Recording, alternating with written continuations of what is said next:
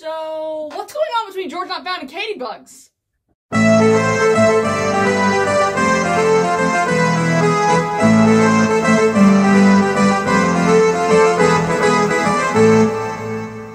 oddballs! Just letting you know that today's video might be a little triggering for those sensitive to topics related to alcohol, alleged sexual harassment / assault, and accusations of pedophilia. If any of that makes you uncomfortable, please make sure to take care of yourselves, as the comfort of my viewers is way more important to me than YouTube analytics. So, with that being said, let's dive into it! Hello, my creeps and freaks, and welcome to the space between the fabrics of reality. I'm your host, Bean, and today we're going to take a look into the situation regarding George Not Found and Katie Bugs. Today we will be summarizing the situation, looking into each side of the allegations, and watching how a misunderstanding may have permanently tainted the career of one of the most renowned Minecraft creators in the community. But before we get into that, please consider subscribing and smashing that like button if you want to see more videos like this in the future. I upload new videos once every 2 weeks, and if you want to get a shout out in a future video, comment down below any topics you want me to discuss in a future Scene Bean. But anyways, back to the video. Now, because of how gray this ordeal is, I'm not gonna do a massive deep dive like how I did with the Wilbur and Shovel situation. This is more so going to be like an overview of everything we know that has been confirmed, and a summary of the things said by both Katie and George, if that makes any sense. So if you haven't looked at Twitter, or if you are feeling a bit lost on the recent situation, this video should probably provide useful. So basically, starting off, a Twitch streamer named Katie Bugs discussed her experiences with another Twitch streamer in a recent live stream. In this stream, Katie states that she is coming forward about an inappropriate experience she had with an unnamed creator that was later revealed to be George Not Found. Katie explains how this, at the time unnamed individual, touched her inappropriately without consent while at a VidCon after party. She describes the scene in great detail and explains how scared and uncomfortable she was during the whole ordeal. While yes, at the time Katie was drunk, she says how she was being pressured into drinking the alcohol by the older men at the party, with drinking games being played all throughout the night. All of us girls were already really drunk from the party we were coming from, stumbling and everything. There was more alcohol in the room, and we were encouraged to drink some more as they offered the bottles to us. They said they would join us in drinking and insisted on drinking games, and, already drunk, I obviously complied. We sat on the couch and answered questions about each other, drinking a bunch, and the older guy sat right next to me while playing. She described that there was a massive age difference between the two, and at the time of the incident, Katie had just recently turned 18, and the streamer in question at the time was 26. With an 8-year age gap, and Katie having stated that the streamer did in fact know she was 18 due to her answering the question about her age during a drinking game, and later saying that it was listed in her Instagram bio, as Instagram was the place her and the streamer had messaged the most. Just in the room, we assumed he didn't know my age.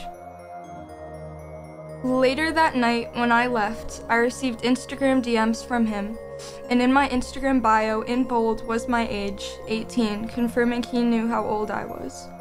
A few days passed when I found myself in the same situation.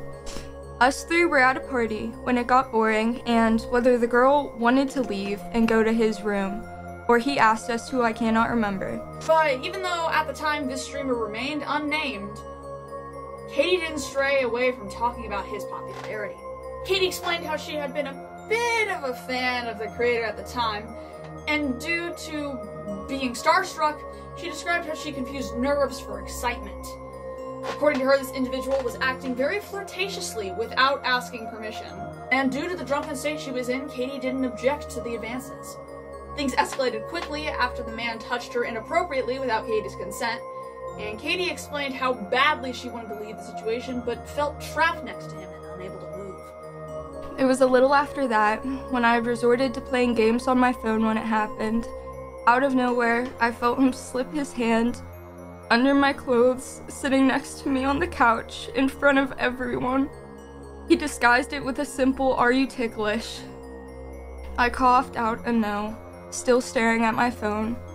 I was overly aware of the fact that we were in front of other people, The fact that everyone else was sitting around us, watching us, including my best friend, and that his hand was inching further to places I hadn't asked for it to be. He made a game out of my embarrassment, where he would touch me in certain areas to make me lose the phone game I was playing. Then, after finally being able to leave the party, Katie had to deal with an uncomfortable situation with the hotel elevator, where her assaulter pretended the elevator was broken, so he had an excuse to stay with her. Then, he left, and Katie claimed to simply make her way back to her room, leaving with a sinking pit in her stomach. Walked to the elevators, where I didn't get on. He then pretended that the elevator was broken, and that he couldn't leave, telling me to get in the elevator to prove it was broken. And then after a few minutes, he ended the night with a "guess I'm going now," leaving with a wounded puppy look. The stream itself garnered mixed responses. One side of the internet followed in the footsteps of the Stubble stream analyzers, and began throwing around the thought that the streamer who assaulted Caddy was in fact the popular Minecrafter George Not Found. Tweets, posts, TikToks, and Reddit spaces got flooded with speculation, and suddenly, George was feeling the heat. With a few of his friends already in hot water, Dream Team Antis instantly took the opportunity to permanently cancel another Minecraft streamer. Support for Katie came flooding in from her fans, viewers, and supporters, as well as her fellow streamers, and even Shovel herself. However, the other side of this debate was not so respectful. Due to the already existing situation between Shovel and Wilbur, this felt rather sudden. Dream Team stans flocked to their Twitter pages to call Katie a clout chaser and rage baiter, trying to capitalize off of the publicity of Shovel's story. And people who had support victims in their Twitter posts claimed that they weren't supporting Katie's statements. Due to her age and low following, Katie Bugs got slammed with the accusation that she had exaggerated or lied about her experiences. Nevertheless, though, people were still interested to hear George's views on this. After all, it was speculated that he had been the perpetrator in the allegations, and thus, on March 9th, he posted a tweet explaining that he did, in fact, have a statement to share, and that he'd be doing it later that night on a stream. However, as the hours passed, George was indeed not found.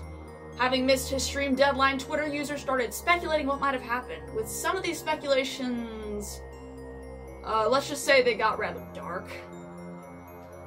However, the wait, while unexpected, it wasn't long.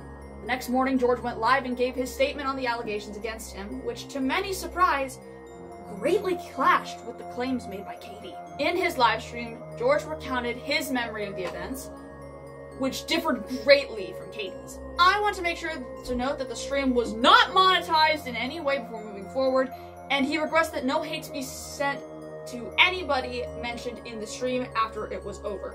That includes Katie, by the way. George explains how after VidCon, Katie and her friends were invited to come to Dream's hotel room for a little while for an after party with some of their friends. Katie and her group happily obliged, feeling excited to have the opportunity to hang out with such big creators. When arriving at the hotel room, things were very casual and lighthearted. George states in his stream that this was the first time he had ever met Katie Bugs in person, and that they were playing drinking games together, something that Katie had already stated in her stream. But this is where the cracks start to show in Katie's story. George claims that he did not in fact flirt with Katie the entire night, and he truthfully did not know she was 18 at the time. His reasoning for this is that majority of the people at this VidCon after party had come from a high security 21 plus only event. And since they were drinking at this hotel room, he made the assumption that everyone there was at least 21. Give some context to this scenario and to why I didn't know her age. My perspective of things is that I am with people that are over the age of 21 in a scenario where we are doing things that people that are over the age of 21 are doing, like drinking. And also the people that came from an event where they had very heavy security. This was an official VidCon after party. And with previous VidCon after parties, I even had problems getting into these events. And there was actually a picture where it was shown that they had this 21 plus wristband on one of their wrists. So from my perspective, it's a bunch of 21 plus year olds hanging out. To back up this claim, George even provides a photo of which he claims to be Katie's wrist wearing a 21 plus wristband, something that was sent to the group chat the two were on that night. George also explains how Dream did not pressure Katie and her friends to come to his room like she had alluded to.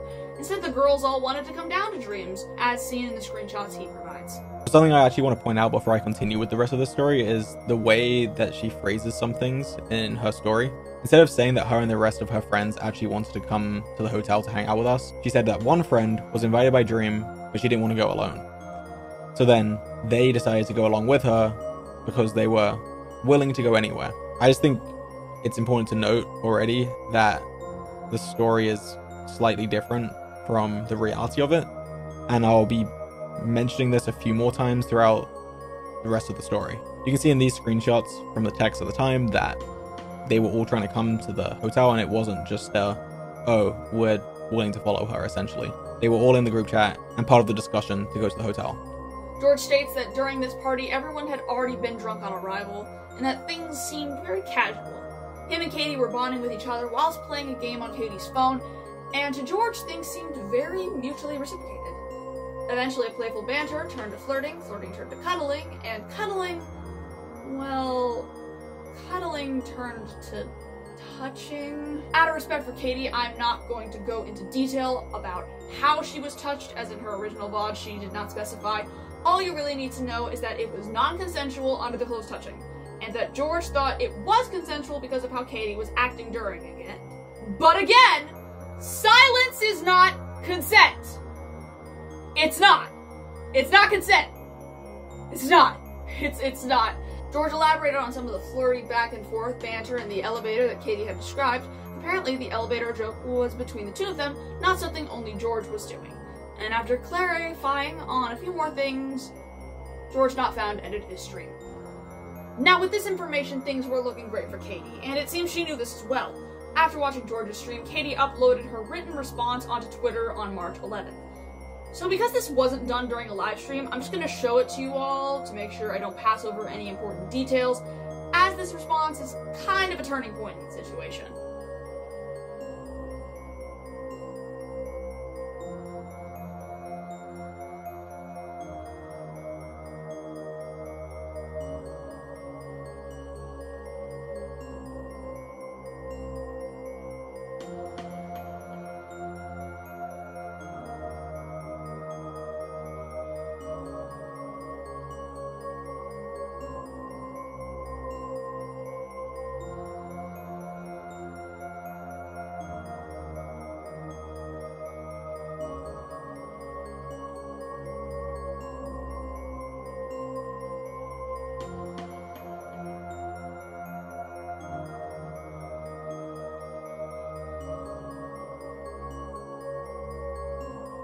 After hearing her statement, George tweeted out that his views on the ordeal had changed after reading Katie's tweet.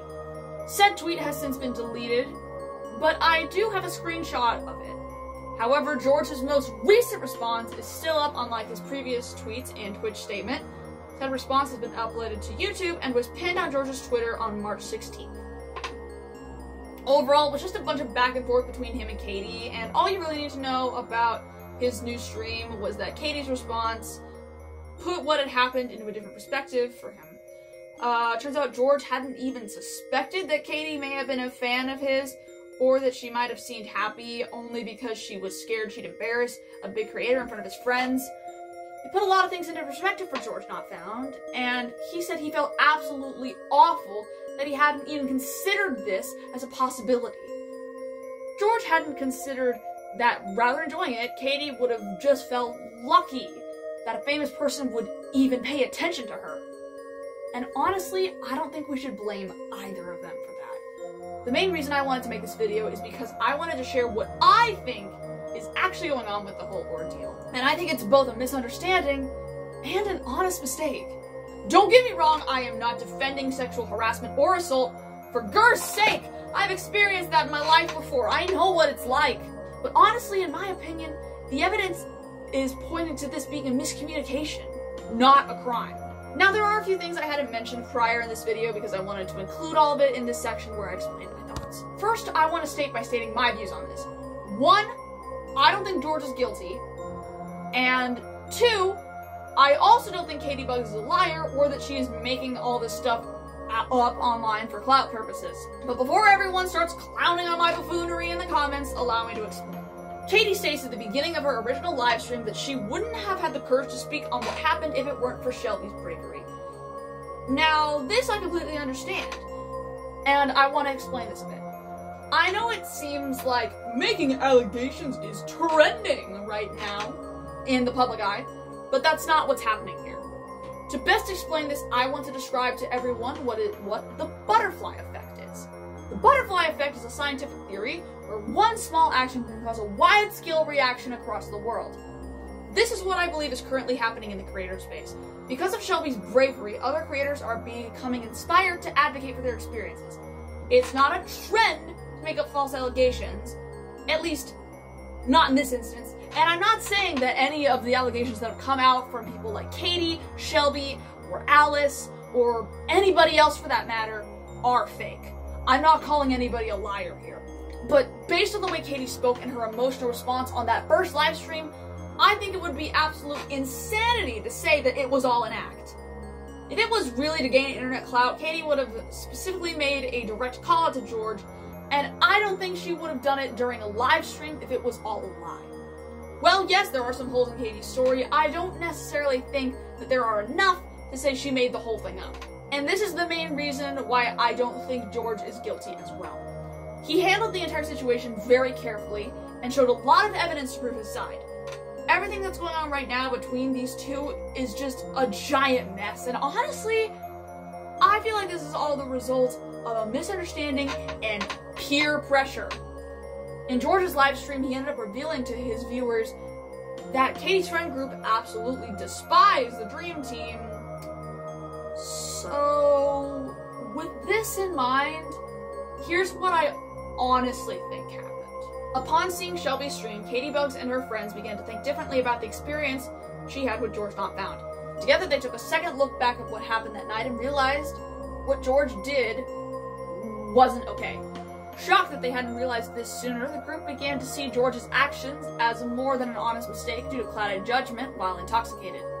So, encouraged by her friends, Katie Bugs went live to share what had happened, while clouded with this new perspective that George violated her and was a disgusting and vile human being with underlying intentions of malice. George, however, didn't have ill intentions during the interaction, and I genuinely believe he was under the impression that Katie was enjoying herself the entire time.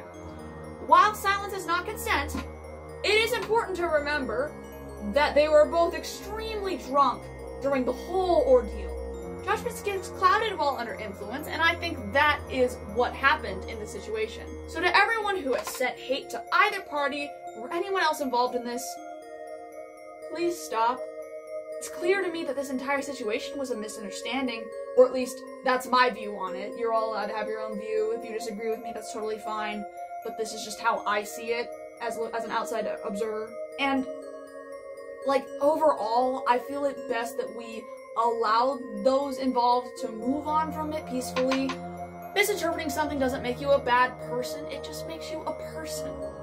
It was an honest mistake, and while that doesn't make what happened to Katie okay, that doesn't make her or George deserving of the animosity that I've seen thrown around on social media lately. If we really do want this to get better for both of them, and for Katie to heal, we need to make sure that she feels like she is in a safe and peaceful environment, so this doesn't happen again.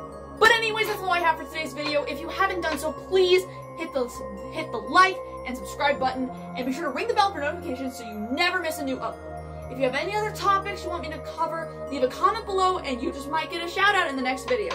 Thank you all so much for tuning in, and as always, stay freaky.